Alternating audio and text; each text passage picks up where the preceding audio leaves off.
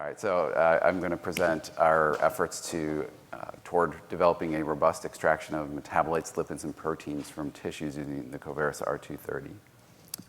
Let's see, advanced using this, great. This is a research use only, just disclaimer, not for diagnostic purposes.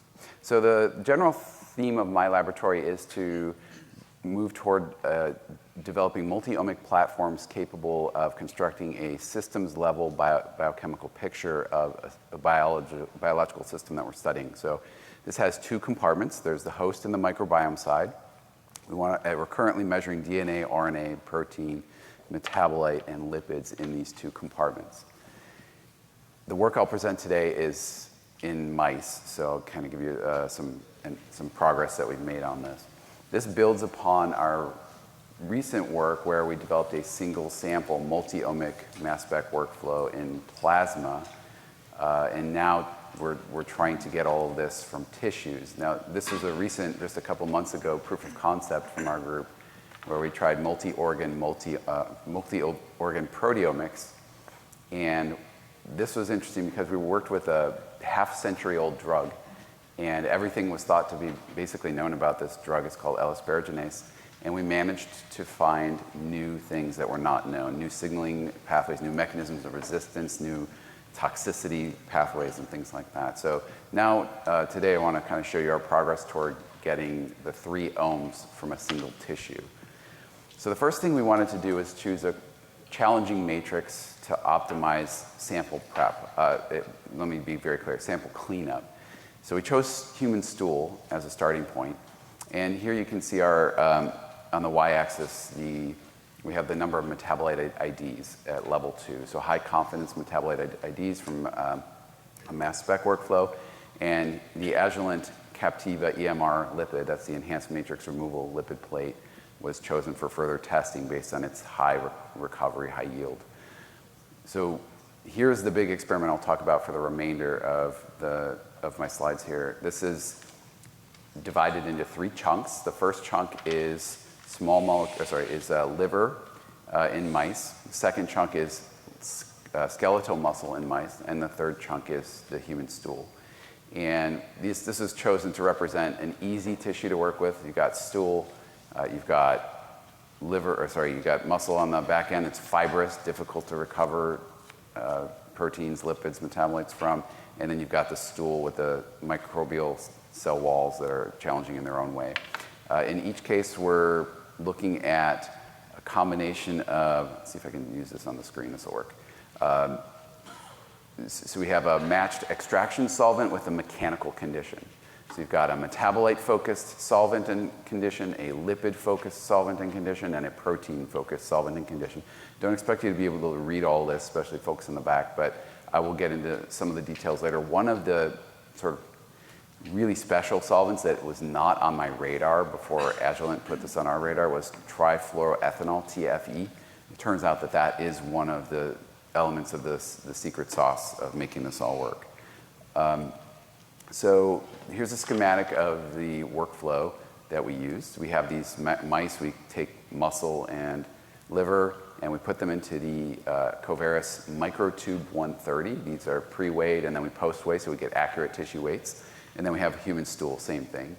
And I should mention, we cryopulverize the tissues first. The next step was adding extraction solvent to these tubes and then putting them on the R230. And then centrifuge and isolate the supernatant. That becomes the metabolite fraction.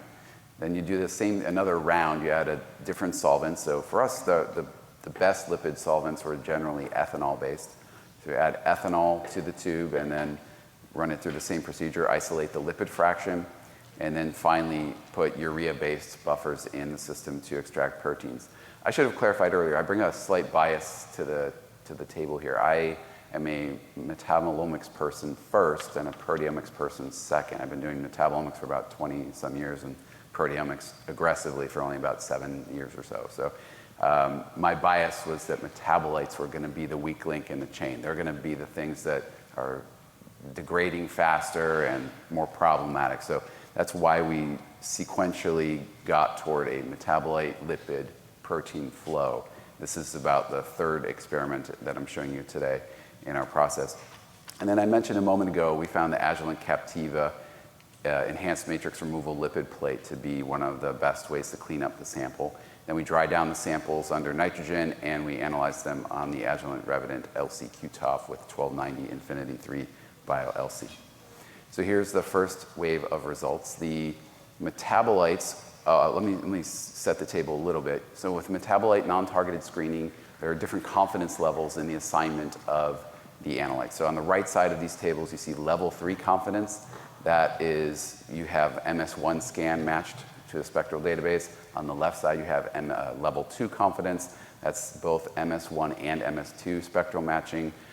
And I will add that Agilent has a library of retention time standards that was included, so most of us in the field would consider that a level 1 identification, but here we're conservatively calling it a level 2. So we have a lot of retention time IDs, and we're calling it level 2 just to be conservative. So within these tables, there were 3 replicates of each sample. If an analyte was detected in only 1 or 2 samples, we ignored it. So that's another level of confidence building. So we took the most stringent calls here and only considered analytes that show up in all 3 replicates of these liver or these muscle in the middle or stool samples at the bottom. And overall, getting to the point of this slide, you don't see major differences in metabolite recoveries across these different workflows. Generally speaking, it's somewhere around 800, 900 high confidence analytes coming out of liver. But when we get over to the lipid fraction, this is where some real differences start to emerge. You can see that 3 or 4 of the workflows are really not good. And the main factor that was associated with lipid recovery was simply extraction solvent polarity. So the more non-polar, as you would expect, the solvent, the more lipid recovery you get. Mark Sartain from Agilent built a lipid annotator database and enabled us to take a slightly deeper dive. Now, these data just came to us in the last couple of weeks, so we have not done the deep dive that you really want to see to get that granular look at all the lipid classes and the subspecies being detected. But from a 10,000-foot view, we got 495 annotated lipids in liver, 428 in muscle, 157 in stool, which a major focus of our laboratory now is microbiome research. So getting that kind of stool recovery of lipids is important. You can see the major green chunk of the pie is phosphatidylcholines. The typical lipid classes you would expect are showing up. We have clean separation of the groups. These are, again, 3 types of tissue. We've got mouse liver and mouse muscle on the right side, and on the left is the human stool sample. And the middle point, the QC, is a pooled QC. So that shows up exactly where you would expect it on a principal component analysis. So nice separation of the groups. An Euler diagram to look at the overlap and what's unique to each of these different workflows. As I've been alluding to in the results so far, the metabolites, you don't see any major differences. There are some edge cases where if you have a particular metabolite that's only showing up in a specific workflow, this becomes a scorecard for us. This becomes a historical record. We can know which workflow produces that metabolite. But in general, if we're just developing a one-size-fits-all workflow, it seems like there's no real differentiation, or a significant differentiation, I should say. That's my interpretation here. But the lipids, again, I'm sorry, we're not at lipids yet. This is the 3 tissues. I'm going to zoom past this for sake of time. This is an easier way to look at it. This is a heat map. And here you can see the metabolites, 9 workflows, generally all yielding the same stuff. There are some nuance here, like some of these workflows do yield higher recoveries of specific types of metabolites. On the right side, we're showing precision. So you can get really clean, low variance, which is really nice for some of these workflows, more blue than you see in others. The more red is a little bit more problematic. We want, obviously, high reproducibility, high rigor. And this is getting to the lipids. So the Euler diagram here shows much more bias of some of the workflows toward lipid recoveries. And this is the 3 tissues in the lipids where, generally speaking, the overlap was less so, at least with the stool, than with the other the other tissues. And here's a heat level view. I think these are easier to look at than the other formats I've been showing you. So here you can kind of see, okay, workflow 1 is really good recovery, and then there's 2, 3, 4, 5 are much lower recoveries of lipids, and then this chunk of workflows here are really nice recoveries. There's a subset of lipids that show up in each tissue uniquely. So we're starting to, as we have time and bandwidth to process the data further, we're going to be looking at which subclasses, and we'll have a follow-up where we sort of unveil the specific subclasses that are unique to the different workflows. But overall, you can see it's mostly a tissue thing, and a tissue differentiator rather than a workflow per se. And finally, on the protein side of the ledger, we have not had the bandwidth to do the proteome profiling yet, so stay tuned on that. But what we did do quickly right before ASMS was get the protein recoveries. And you can see the L9, the 9 sample, is a single ohm. That's kind of a reference point when you just extract proteins. No other upstream metabolite or lipid extraction. But all of the combined multi-omic workflows where you had metabolites followed by lipid extraction, you can see a significant decrease in protein recoveries. So this is something to definitely work on further. It's going to require further optimization. I'm hoping that when we do the profiling on, say, an Orbitrap or a Bruker instrument, we will see broad coverage of proteomes. Some of the previous speakers here today showed, it's really more challenging to get recovery in nuclear proteins and some other proteins from other suborganelles like membranes and stuff like that. So we'll see what we get when we get there. Overall, we are excited that this workflow is very high throughput. The R230 it really streamlines a 96 sample at a time kind of processing, which becomes very important for us. And this is, I'll close with a couple of slides on this. This is a larger scale study that we have planned where we have 69 mice. We took 15 tissues from each mouse, and we treated them with a number of different things. This is a gold standard model for human aging. It's called the Het3 strain. And in these samples, in these mice, we treated with a range of different interventions. We have a GLP-1 agonist. We have an anti-aging regimen. Acarbose rapamycin is known to extend mouse lifespan by 28%, but the mechanism of that anti-aging is not well understood. We have high fructose, getting a lot of press in the literature around contributing to inflammation and disease development. And then we have a few other nutritional interventions like high soluble fiber, high insoluble fiber, and no fiber diet. This is of great relevance to us in the microbiome research field. And so far we have a subset of data, very early stage here. We've been using the R230 to process all of these samples. As I said, the high throughput nature is really a blessing. We have microbiome shotgun sequencing data, we have some early metabolomic data, and we have cytokine profiles. So I'll just give you a quick teaser as I close out here. The anti-aging regimen, acarbose and rapamycin, see a striking upregulation of a handful of metabolites, including butyrate, ribonate, and glutarate.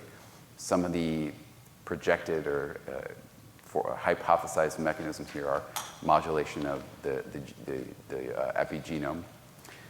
We have data on the microbiome, which gives you, there's an index called alpha diversity which represents the heterogeneity of microbial strains present in the human gut. And here you can see a positive correlation between one of the cytokines we measured and that diversity in the microbiome.